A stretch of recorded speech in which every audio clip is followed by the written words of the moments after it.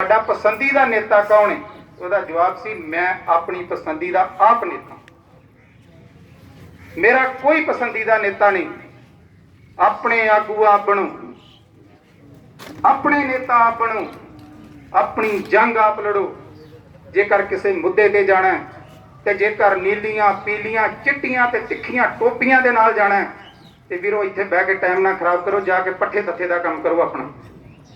ਤੁਹਾਨੂੰ ਕਿਸੇ ਨੇ ਨਹੀਂ ਜੇ ਕਿਸੇ ਪਾਸੇ ਲੈ ਕੇ ਜਾਣਾ। ਤੁਹਾਡੀ ਜੰਗ ਤੁਹਾਡੇ ਨਾਲ ਹੈ, ਤੁਹਾਡੀ ਜੰਗ ਕਿਸੇ ਨੇ ਨਹੀਂ ਆ ਕੇ ਲੜੀ। ਹਰਿਆਣੇ ਦੇ ਵਿੱਚ ਬੀਜੇਪੀ ਦੀ ਸਰਕਾਰ ਆ। ਸਾਡੇ ਸਿੱਖ ਤੇ ਮਜ਼ਦੂਰ ਭਰਾਵਾਂ ਦੀਆਂ ਪੱਗਾਂ ਇੱਥੋਂ ਤੱਕ ਕਈ ਬੰਦੇ ਅੱਖਾਂ ਤੋਂ ਨਜ਼ਰਹੀਨ ਹੋ ਗਏ ਨੇ। 2 ਦਿਨ ਦੇ ਪਹਿਲੇ ਧਰਨੇ ਦੇ ਵਿੱਚ ਵਾਟਰ ਕੈਨਲ ਨੇ, ਪਾਣੀ ਦੀਆਂ ਵਿਛਾੜਾਂ ਨੇ ਬੰਦੇ ਅੰਨੇ ਕਰ ਦਿੱਤੇ ਨੇ। ਲੇਕਿਨ ਹਰਿਆਣੇ ਦੀ ਸਰਕਾਰ ਨੇ ਕਿਸਾਨ ਦੀ ਸਮਰੱਥਾ ਦੇ ਹਿਸਾਬ ਨਾਲ ਕੰਮ ਨਹੀਂ ਕੀਤਾ। ਉੱਤੇ ਨੂੰ ਮੂੰਹ ਚੁੱਕ ਕੇ ਉਹ ਚਿੱਟੀ ਦਾੜੀ ਖੋਦੀ ਨੂੰ ਵੇਖਿਆ ਕਿ ਉਹਦੇ ਬਿਆਨ ਕੀ ਕਹਿੰਦੇ। ਭਾਵਕ ਹੋਣਾ ਹਰ ਇਨਸਾਨ ਦੇ ਵਿੱਚ ਹੁੰਦਾ ਹੈ।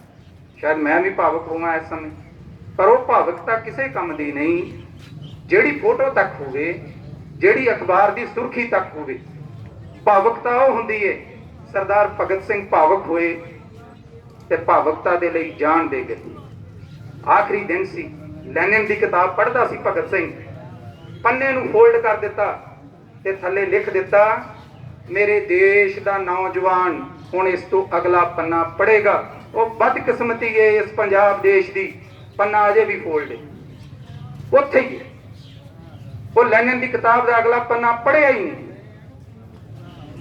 ਮਾਰਕਸਵਾਦ ਮਾਰਿਆ, ਪਾਸ਼ ਮਾਰਿਆ, ਅਵਤਾਰ ਸਿੰਘ ਪਾਸ਼ ਮਾਰਿਆ, ਸੰਤ ਰਾਮ ਉਦਾਸੀ ਮਾਰਿਆ ਜਿਹਨੇ ਕਿਹਾ ਸੀ ਉੱਠ ਚੁੱਕ ਤੰਗਲੀ ਬੋਲ ਨੂੰ ਫਰੋਲ, ਕਿਤੇ ਲੱਭੀਏ ਹਾਂ ਥੋੜੀਆਂ ਜੀਆਂ ਖੁਸ਼ੀਆਂ ਪੁੱਤ ਜੱਗਿਆ। ਕਿੱਥੇ ਗਿਆ ਸੰਤ ਰਾਮ ਉਦਾਸੀ? ਕਿੱਥੇ ਗਿਆ ਕਰਤਾਰ ਸਿੰਘ ਸਰਾਭਾ ਤੁਹਾਡਾ? ਕਿੱਥੇ ਗਿਆ ਭਾਈ ਉਦਮ ਸਿੰਘ ਤੁਹਾਡਾ? ਕਿਸਾਨੀ ਦੇ ਮੁੱਦੇ ਉਹਨਾਂ ਨੇ ਤੁਹਾਡੇ ਚੁੱਕੇ ਸੀ।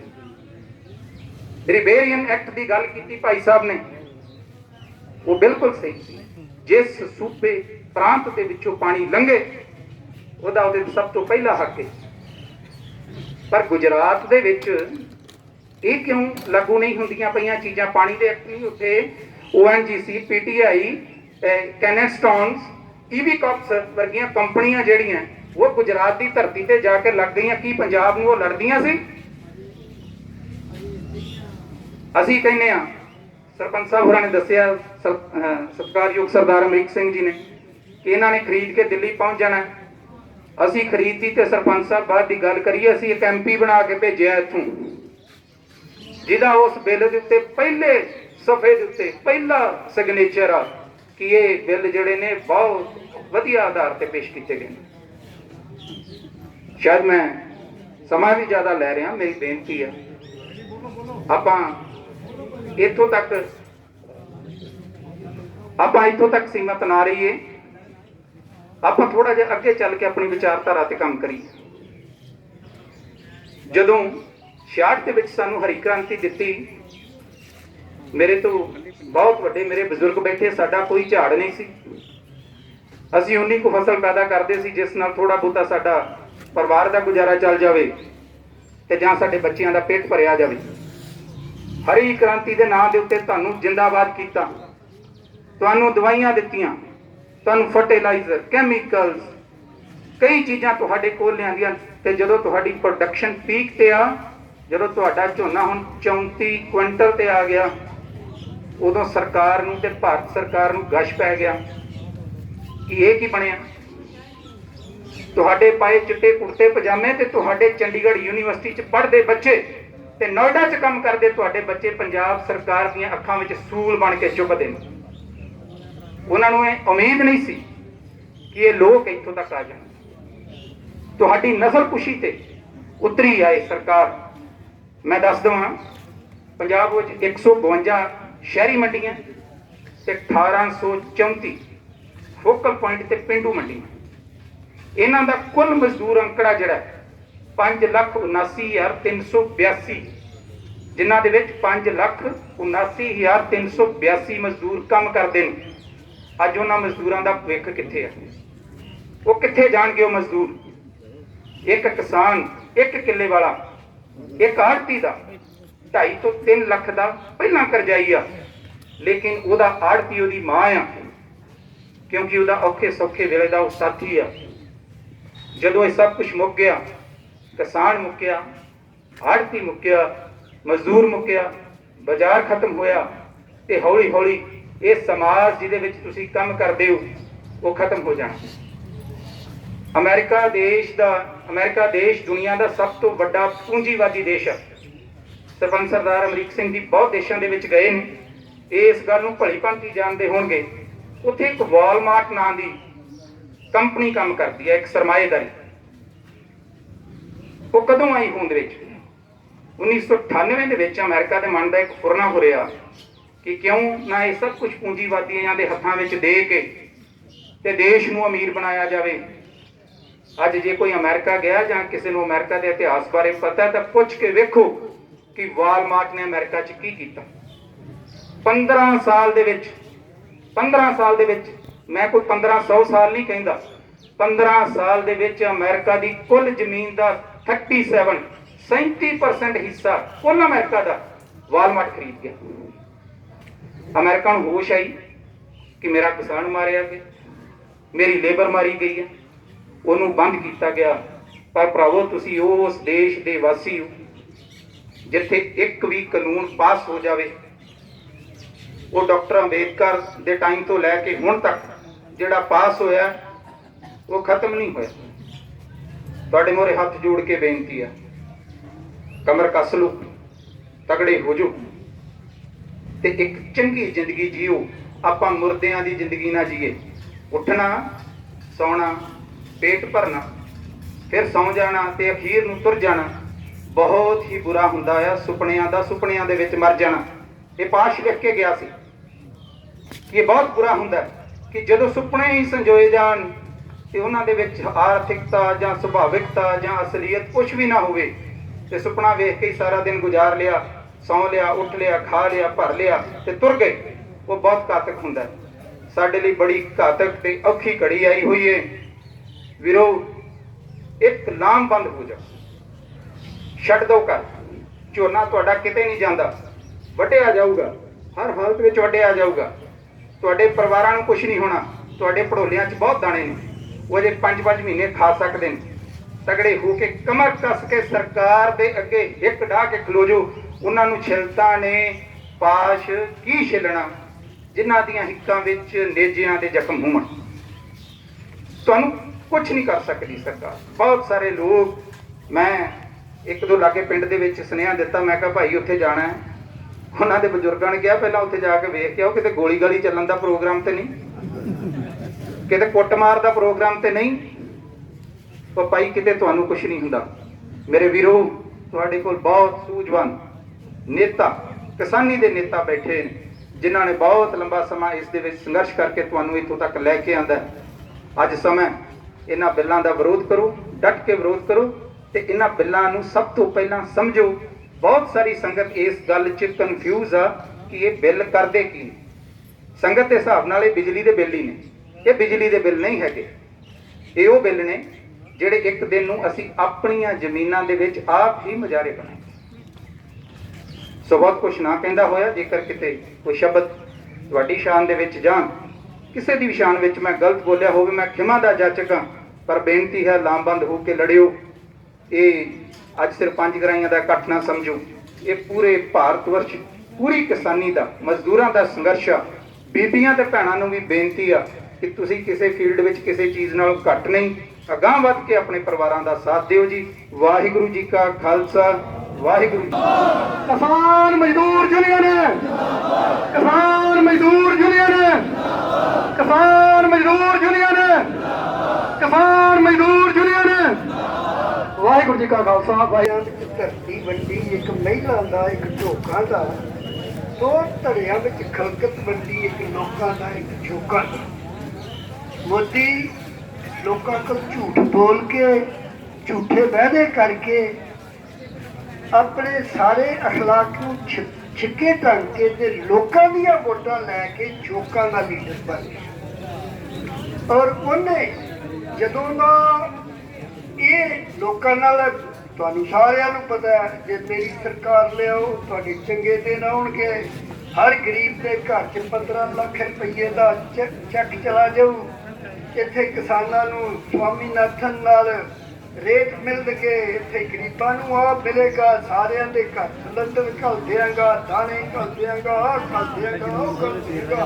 इहो जिहियां गल्लां करके वोटां लेकिन जदों बन गया लोकां पुछया कि सरकार नहीं है तां चल जिन्हां लोकां दा लीडर सी साडे सारी किसानी का जे कर्जा इकट्ठा कर लीए ना हिंदुस्तान का तो 80-90 लाख करोड़ 80-90 लाख करोड़ तो वध नहीं।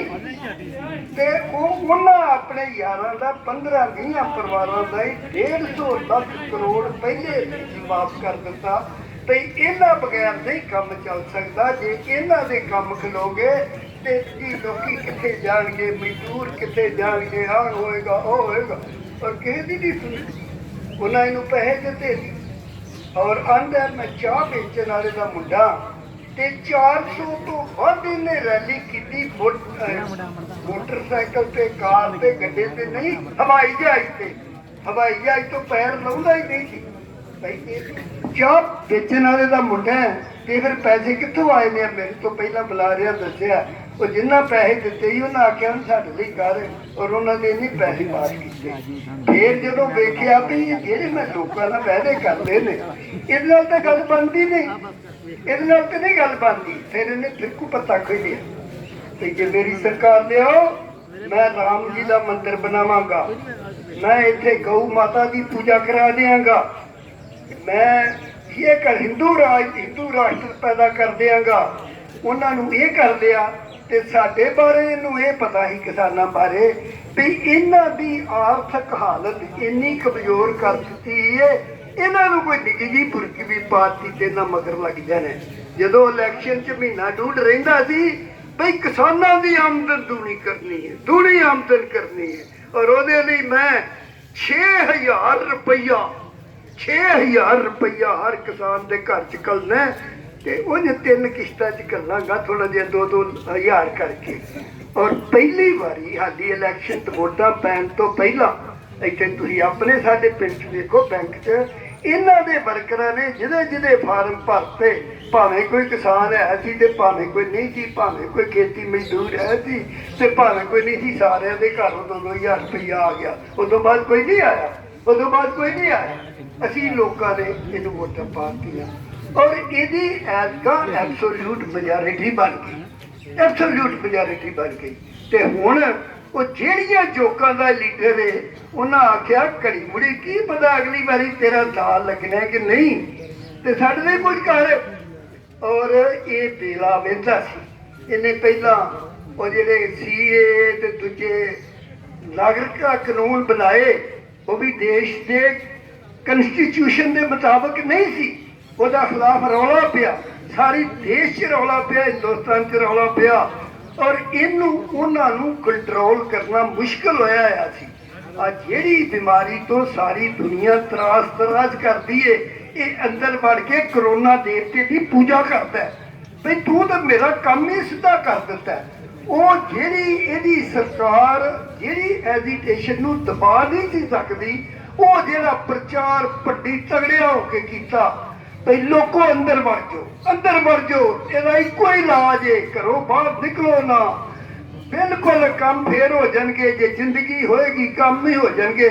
और भाई जे वो बीमारी तो गल करनी गल है साडे कोल चंगे चंगे डॉक्टर हैगे ने, चंगे चंगे सेहत बारे जानकारी रखने वाले बंदे हैगे ने, किसी नूं नहीं आप रोज आप ताकि प्रधानमंत्री जो रौला पाए लोगों की दहशत पै, जो पूरी दहशत पै गई लोग घबरा के अंदर ही बढ़ गए, वो एजीटेशन अपने आप खत्म हो गई तो फिर किसानों के नाम से 3 बिल लैन दे वो मेरे किसानों लिए नहीं वो देश के हर वासी लिए ने। किसान ने गल क्यों की भाई किसान पैदा करता है, बाकी सब गल्लां नाल गुजारा हो सकता है। साडा पेट्रोल तो बगैर गुजारा हो सकता है, साडा डीजल तो बगैर गुजारा हो सकता है, तो ना मोटरसाइकिल से चलांगे ना बस से चलांगे, पर रोटी ना खाती हुए तो फिर नहीं गुजारा होता। फरीद वर्गे भगत ने कहा फरीदा मुफ्तों भुख पूरी राती सुते खा के सुबह फेर खड़ी। ਔਰ ਇਸ ਕਰਕੇ ਆਂਦਾ ਵੀ ਜੇ ਇਹਨਾਂ ਨੂੰ ਹੱਥ ਪਾਉਣਾ ਤੇ ਕੋਈ ਵਕਤ ਦੇਖਣਾ ਚਾਹੀਦਾ ਹੈ। ਉਹ ਜਦੋਂ ਪੂਰਾ ਕਰੋਨਾ ਦੀ ਬਿਮਾਰੀ ਦਾ ਰੌਲਾ ਸੀ ਤੇ ਇਹਨੇ ਕਾਹਲੀ ਨਾਲ 3 ਆਰਡੀਨੈਂਸ ਲਿਆਂਦੇ ਜਿਹੜੇ ਕਿ ਤਿੰਨਾਂ ਦੇ ਕਿਸਾਨਾਂ ਦੇ ਭਲੇ ਲਈ ਨੇ। ਆਰਡੀਨੈਂਸ ਪੜ੍ਹੇ ਲਿਖੇ ਬੰਦੇ ਵਿੱਚ ਬੈਠੇ ਨੇ, ਮੈਨੂੰ ਬੜੀ ਖੁਸ਼ੀ ਹੋਈ ਹੈ ਭਈ ਨੌਜਵਾਨ ਜਿਹੜਾ ਤੁਰੇ ਨੇ, ਜਿੰਨਾ ਚਿਰ ਨੌਜਵਾਨ ਨਾਲ ਤੁਰਨ ਗੱਲ ਨਹੀਂ ਬਣਦੀ। ਅਸੀਂ ਜਿਹੜੇ ਸਾਡੇ ਵਰਗੇ ਬੁੱਢੇ ਜਿਹੜੇ ਹੁਣ ਸਿਹਤ ਲਈ ਦੇ ਪੱਖੋਂ ਬਹੁਤੀ ਭੱਜ ਦੌੜ ਨਹੀਂ ਕਰ ਸਕਦੇ, ਸਾਰੀ ਜ਼ਿੰਦਗੀ ਜਿੰਨੀ ਮਰਜ਼ੀ ਕਰਦੇ ਰਹੇ, ਪਰ ਹੁਣ ਉਹ ਕਈ ਵਾਰੀ ਸਿਹਤ ਪੱਖੋਂ ਢਿੱਲ ਰਹਿ ਜਾਂਦੀ ਹੈ ਤੇ ਲੋਕੀ ਕਹਿੰਦੇ ਹੁਣ ਖੋਲੇ ਉਹ ਵੀ ਬਹਿ ਗਏ ਜੀ। ਵੀ ਬਹਿ ਤੇ ਆਪਣੀ ਉਮਰ ਦੇ ਤਕਾਜ਼ੇ ਨਾਲ ਗਏ, ਖੁਸ਼ੀ ਹੋਈ ਹੈ। ਪ੍ਰਧਾਨ ਸਾਹਿਬ ਸਾਡੇ ਐਲੀਮੈਂਟਰੀ ਟੀਚਰ ਯੂਨੀਅਨ ਦੇ ਬਲਾਕ ਤੇ ਬਹੁਤ ਵਧੀਆ ਬੋਲ ਕੇ ਗਏ ਨੇ। ਉਹ ਬਿੱਲ ਜਿਹੜੇ ਨੇ ਆਰਡੀਨੈਂਸ ਜਿਹੜੇ ਆਰਡੀਨੈਂਸ ਲੋਕ ਰਾਜ ਸਰਕਾਰ ਪਾਸ ਕਰ ਸਕਦੀ ਹੈ ਉਦੋਂ ਹੀ ਜਦੋਂ ਕੋਈ ਐਮਰਜੈਂਸੀ ਹੋਏ, ਨਹੀਂ ਤੇ ਸਰਕਾਰ ਐਮਰਜੈਂਸੀ ਨਾ ਹੋਏ ਤੇ ਆਰਡੀਨੈਂਸ ਨਹੀਂ ਪਾਸ ਕਰ ਸਕਦੀ।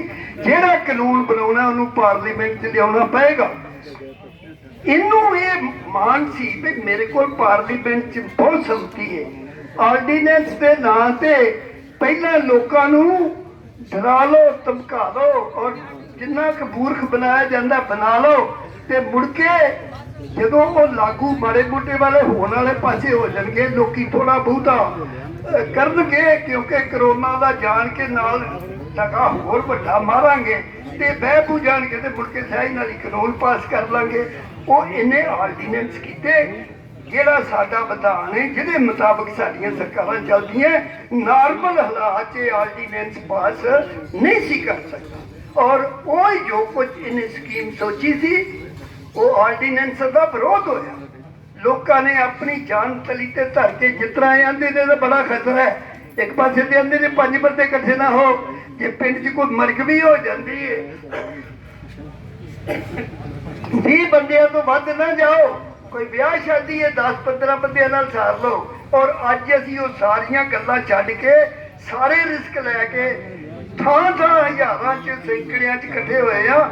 ਇਹ ਜਦੋਂ ਹੋਇਆ ਤੇ ਪਹਿਲਾਂ ਇੱਕ ਦਿਨ ਮੈਨੂੰ ਯਾਦ ਹੈ, ਅੱਜ ਤੋਂ 8-10 ਦਿਨ ਪਹਿਲਾਂ ਆਂਦੇ ਜੋ ਮਰਜ਼ੀ ਕਰ ਲੋ, ਮੋਦੀ ਬੜਾ ਸਖਤ ਸੁਭਾਅ ਹੈ, ਉਹ ਜਿਹੜਾ ਸਟੈਪ ਲੈ ਲੇ ਪਿਛਾਂ ਨਹੀਂ ਹਟਦਾ।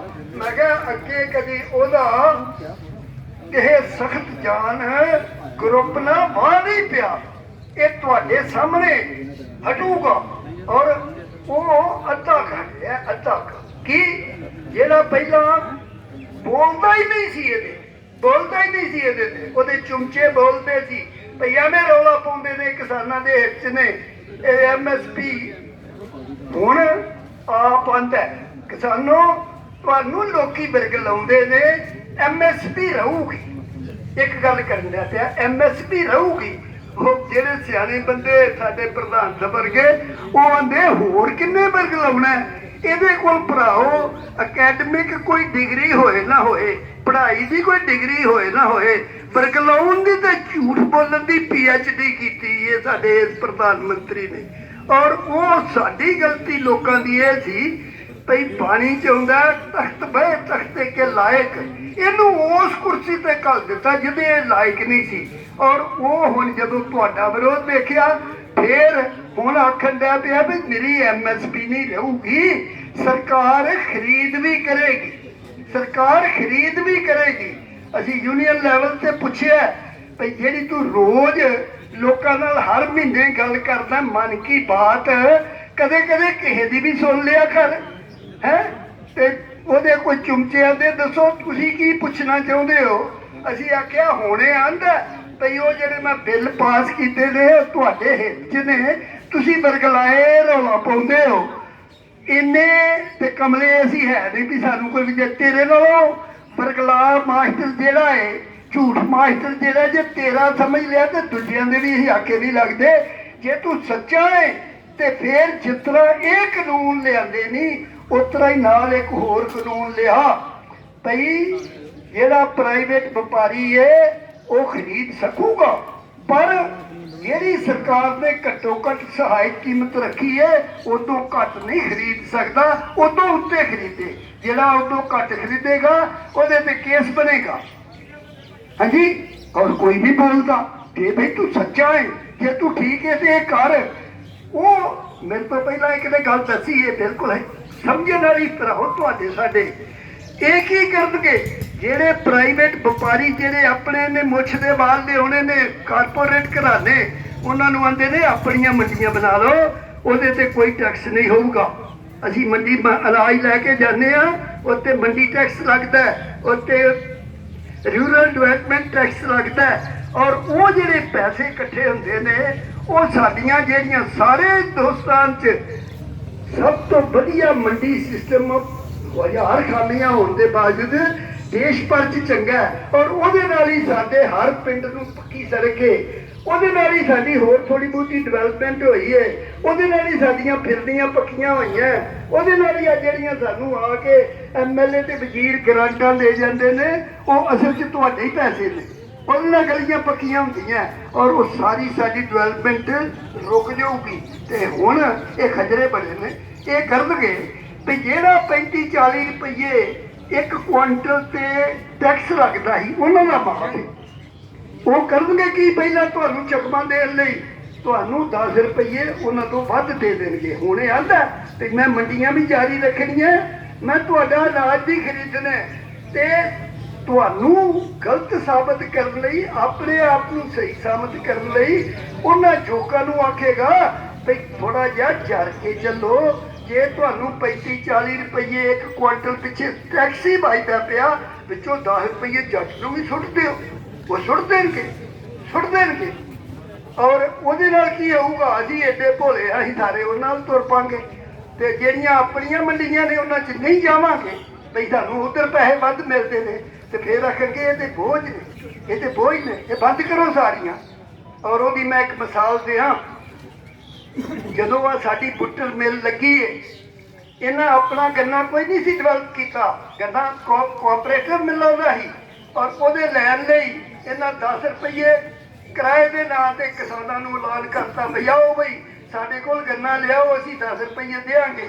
ਉਹ 10 ਰੁਪਏ ਦੇਣ ਦਾ ਪਏ, ਸਾਡੇ ਕੋਆਪਰੇਟਿਵ ਵਾਲੇ ਜ਼ਿਮੀਂਦਾਰ ਚੀਕਣ ਲੱਗੇ। ਉਹਨਾਂ ਕਿਹਾ ਉਦੋਂ ਬਦਕਿਸਮਤੀ ਨਾਲ ਮੈਂ ਵੀ ਚੇਅਰਮੈਨ ਸੀ, ਮੈਨੂੰ ਤੁਸੀਂ ਬਣਾਇਆ ਸੀ, ਮੈਨੂੰ ਕਿਸਾਨਾਂ ਦੇ ਨੇ ਵੀ ਤੂੰ ਵੀ 10 ਰੁਪਏ। ਮੈਂ ਜਿੰਨੀ ਕੁ ਸਮਰੱਥਾ ਸੀ ਉਹ ਤੋਂ ਵੱਧ ਲੜਾਈ ਕੀਤੀ। ਉਸ ਵੇਲੇ ਦੇ ਸਰਕਾਰ ਨੂੰ ਕਿਹਾ ਵੀ ਸਾਨੂੰ ਵੀ ਅਲਾਓ ਕਰ ਦਿਓ, ਅਸੀਂ 10 ਰੁਪਏ ਜਿਹੜੇ ਨੇ ਉਹ ਦੇ ਦਈਏ, ਕਿਉਂਕਿ ਪ੍ਰਾਈਵੇਟ ਨਹੀਂ ਤੇ ਸਾਡੀ ਮਿਲ ਬੰਦ ਕਰਾ ਦੇਣਗੇ।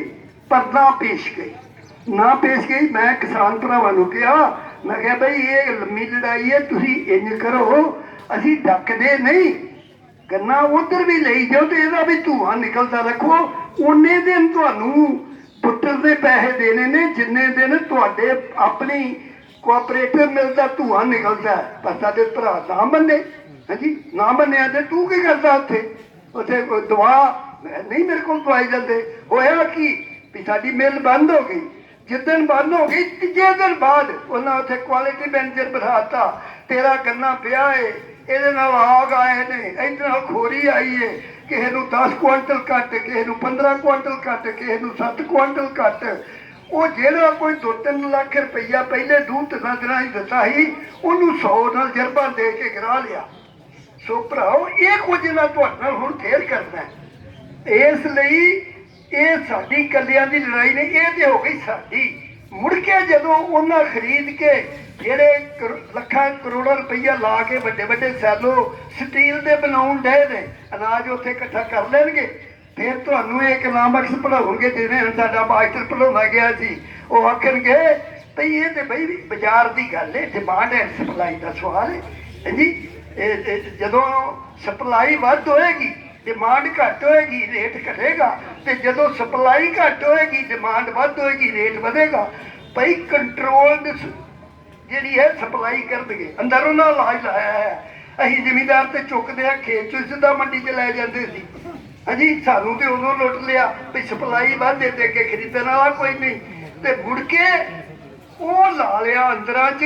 ਜੇ ਲੋੜ ਹੈ 10 ਟਰੱਕਾਂ ਦੀ 2 ਟਰੱਕ ਕੱਢਣਗੇ। ਜਿਹੜੀ 2 ਰੁਪਏ ਵਾਲੀ ਚੀਜ਼ ਸੀ ਉਹਨੂੰ 15 ਰੁਪਏ ਵੇਚਣ, 20 ਰੁਪਏ ਵੇਚਣ, 30 ਰੁਪਏ ਵੇਚਣ ਹੁੰਦਾ। ਔਰ ਇਹ ਕਰਨਗੇ। ਕਈ ਵਾਰੀ ਮੇਰੇ ਵੀਰਾਂ ਦੇ ਨੇ ਨਿੱਕੀ ਜਿਹੀ ਗੱਲ ਕਰਕੇ ਮੈਂ ਸਮਾਪਤ ਕਰਦੇ ਨੇ ਤੇ ਯਾਰ ਤੁਸੀਂ ਚੰਗੇ ਵੇਲੇ ਤੁਹਾਡੇ ਪਿਓ ਨੇ 4 ਜਮਾਤਾਂ ਵੀ ਪੜ੍ਹਾਈਆਂ, ਉਦੋਂ ਨੌਕਰੀਆਂ ਵੀ ਬੜੀਆਂ ਸੌਖੀਆਂ ਮਿਲ ਜਾਂਦੀਆਂ ਸੀ ਜਦੋਂ ਕਿ ਸਾਨੂੰ ਮਾੜੀ ਮੋਟੀ ਪੜ੍ਹਾਈ ਕਰਨ ਦਾ ਮੌਕਾ ਮਿਲਿਆ ਸੀ। ਤੇ ਤੁਸੀਂ ਇਹ ਖੇਤੀ 'ਚ ਕਿਉਂ ਪਏ ਨੇ? ਤੁਸੀਂ ਕਿਉਂ ਨਹੀਂ ਨੌਕਰੀ ਕੀਤੀ? ਭਰਾਓ ਹਾਲਾਤ ਬਣ ਕੇ ਖੇਤੀ ਕਰਨੀ ਪਈ, ਮੇਰੇ ਵਰਗੇ ਹੋਰ ਵੀ ਕਈਆਂ ਨੂੰ ਕਰਨੀ ਪਈ। ਨਾਲੇ ਉਦੋਂ ਗ੍ਰੀਨ ਰੈਵੋਲਿਊਸ਼ਨ ਆਇਆ ਸੀ, ਨਵੀਆਂ ਬੀਜ ਆਏ, ਨਵੀਂ ਖਾਦ ਖੁਦ ਆਈ ਤੇ ਥੋੜਾ ਜਿਹਾ 4 ਪੈਸੇ ਬਚਦੇ ਸੀ। ਉਦੋਂ ਨੌਕਰੀਆਂ ਦੀ ਵੀ ਤਨਖਾਹ ਬੜੀ ਥੋੜੀ ਹੁੰਦੀ ਸੀ ਤੇ ਉਹ ਅਸੀਂ ਜਿਹੜੇ ਆਪਣੇ ਉਹ ਨੌਕਰੀਆਂ ਛੱਡ ਕੇ ਤੇ ਖੇਤੀ ਕਰਦਾ ਪਏ। ਮੁੜ ਕੇ ਜਿਵੇਂ ਸਕੰਜਾ ਕੱਸਦਾ ਪਏ, ਮੇਰੇ ਤੋਂ ਪਹਿਲਾਂ ਦੱਸਿਆ, ਮੈਂ ਧਰੋਣਾ ਨਹੀਂ, ਇੰਦਰਾ ਗਾਂਧੀ ਪ੍ਰਧਾਨ ਮੰਤਰੀ ਬਣ ਗਈ 71 ਦੇ ਜੰਗ ਤੋਂ ਬਾਅਦ, ਬੜੀ ਵੱਡੀ ਜਿਹੜੀ ਮੈਜੋਰਿਟੀ ਲੈ ਕੇ, ਤੇ ਉਹਨੇ ਬੰਦਿਆਂ ਸਾਰੀ ਇਹ ਕੀਤਾ ਭਈ 76 ਰੁਪਏ ਤੋਂ ਰੇਟ 72 ਰੁਪਏ ਕਰਤਾ। ਮੇਲਾ ਵੇਖਣ ਗਏ ਸਾਂ ਲੁਧਿਆਣੇ, ਉੱਥੇ ਇਸ ਤਰ੍ਹਾਂ ਸਾਰੇ ਇਕੱਠੇ ਹੋਏ, ਮਾਸਟਰ ਕੇ ਸਿਆਣੇ ਦੇ ਬੰਦੇ ਹੀ ਆਂਦੇ ਯਾਰ ਕੋਈ ਸੋਚਣਾ ਚਾਹੀਦਾ, ਇਹ ਬੜੀ ਗੱਲ ਹੈ ਵੀ ਹੋਰ ਤੇ ਕੋਈ ਚੀਜ਼ ਸਸਤੀ ਨਹੀਂ ਹੋਈ।